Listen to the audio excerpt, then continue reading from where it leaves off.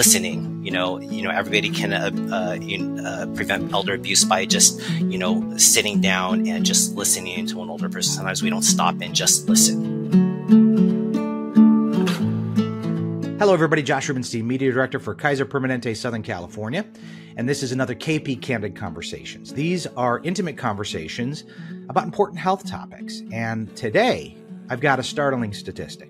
1 in 10 adults will experience elder abuse in their lifetime. It's really troubling. And we mark World Elder Abuse Awareness Day with a recent guest, Dr. Anthony Ho.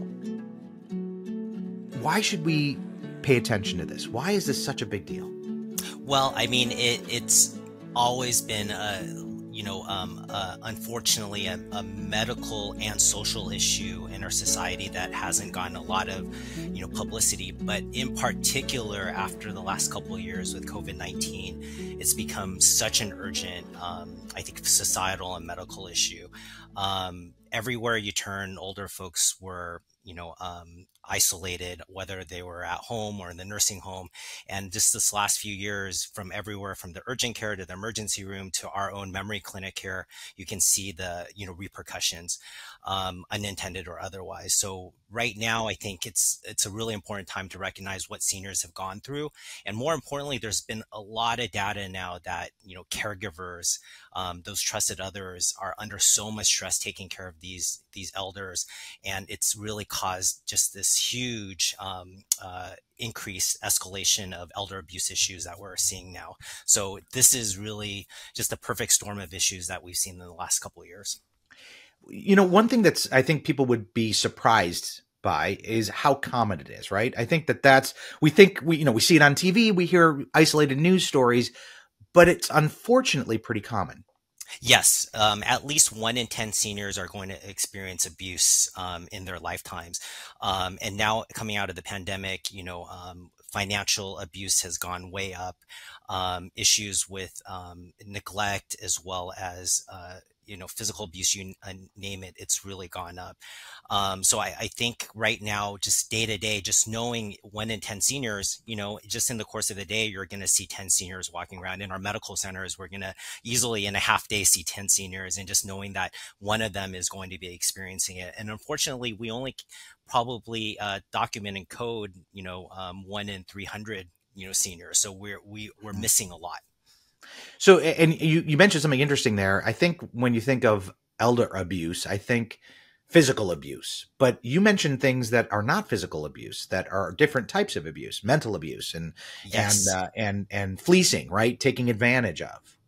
Yes. And then those are the most common kinds of abuse: emotional abuse, followed by financial abuse and neglect. And, physical abuse is right up there as well, too. But what we're really seeing is, older folks, because there's so much caregiver stress going on, that even unintended or otherwise, they're the victims of sometimes caregivers taking out, their emotion out on them. The fact that they're maybe just put in situations they weren't planning on, and, having to care for an elder who, may be coming out of the pandemic, more disabled, that's caused a lot of stress in society. And then once there is emotional abuse, it's just really, things like physical abuse and neglect are oftentimes right around the corner. So. And how do we identify it? How is it easy to spot? Is it hard to spot?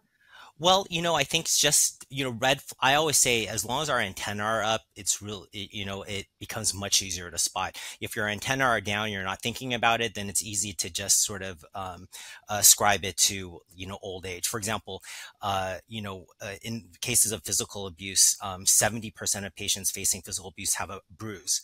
Well, the last time you saw an older person in clinic, you probably saw a bruise, and, most likely, maybe they, injured themselves like accidentally, but in reality, you got to think about it, because if you think maybe there was some abuse going on and you put 2 and 2 together, there's other factors going on, then you go down that road. I'll tell you a story. I was in a recent talk, and an older person had shown up to an appointment, and they actually cannot read their, medication bottle.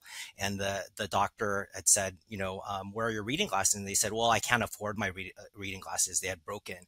And then this is a person who was pretty well to do. Well, just based on that observation alone, it led to a couple additional questions and found out that he was being financially abused and a scam happening. So these are, just a little thing like recognizing like, hey, wear your reading glasses, and just, having your antenna up can sometimes lead to a bigger issue. Yeah, I mean that, and that's really critical. And if we do see something, if we do suspect something, what do I do with that info?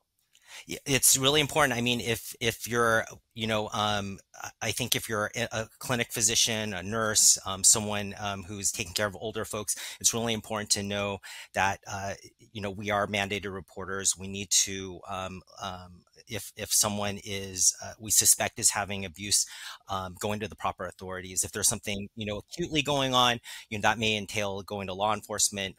If it's something where it's been going on chronically, calling adult protective services. If you're in a nursing home setting, the ombudsman.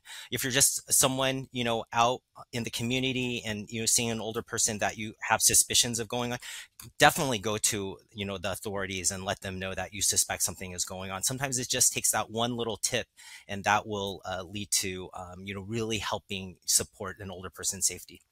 Coming up on June 15th, you've got World Elder Abuse Day. Tell me about that.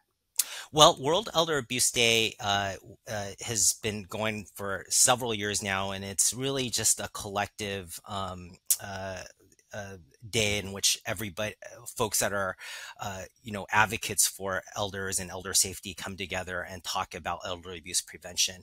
A lot of us have basically expanded it to the whole month. So we like to call June Elder Abuse Awareness Month.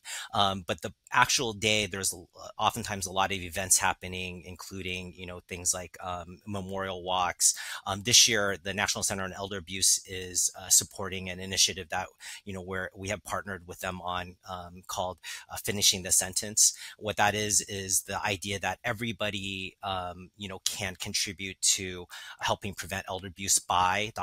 and, filling in an example. And we've had all of our medical centers, we all have elder abuse prevention programs, and champions submit signs to advocate for, finishing the sentence. And, we have some social media initiatives. Thank you, Josh, for your support as well, too, in terms of getting the word out on this. And the idea is just seeing an image and, maybe even a thought that you hadn't thought of, like, I filled out a sign saying you can, everybody can prevent elder abuse by checking in with a caregiver about how, stressed they are, like, letting them vent and talking to them about maybe them needing support. Sometimes we don't think about that. Someone else, Dr. Carroll at West LA had a great one where he said, listening, everybody can prevent elder abuse by just, sitting down and just listening to an older person. Sometimes we don't stop and just listen, so there's been so many great submissions that we've gotten so far. So I'm really excited about this year's campaign.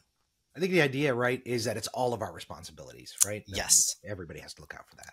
Yes, definitely. It's definitely a community, a group sort of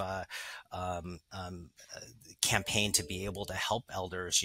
Oftentimes elders are alone, and so it may just be that person at the bank. It may just be that person, at the senior center. It may just be the doctor or the nurse who notices something is off, and that really can mean everything.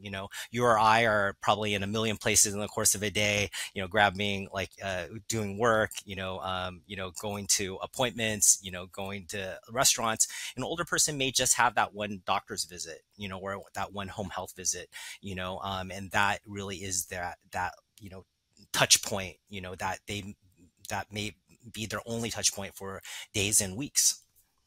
There are so many cultures and communities where the elder is on a pedestal, right? Is the one that the whole community takes care of. That's something it's not that maybe we should learn to adopt more here in our society. Yes. I definitely have thought about that a lot. It really is something where we have such a busy society. We're always on to the next thing. And then sometimes our elders really, again, become secondary thoughts, in this sort of busy go-go pace that we have here in the States. So I totally agree. I think sometimes stopping and just not only talking to elders, but the people that are taking care of them, because they get lost as well too in the shuffle. We had a recent study that Kaiser partnered with USC on, called the Coach Study, which found that with an intervention where if we just talk to caregivers and give them some tools and help provide counseling to them, we actually reduce the rate of elder abuse, from about 20 to 23% down to 0% after 3 months. But that's all just supporting the caregivers. That's amazing. That's amazing. Dr. Ho, thank you so much for all the work you're doing. Thank you for always keeping it in my head as well. I think as I get closer to being an elder, and I'm getting close, this means more. So I truly appreciate everything you're doing. No problem. We're all headed there, Josh. So yeah, we definitely have We're to all keep going to care get of there. it. That's exactly right. All right. Thank you, Josh.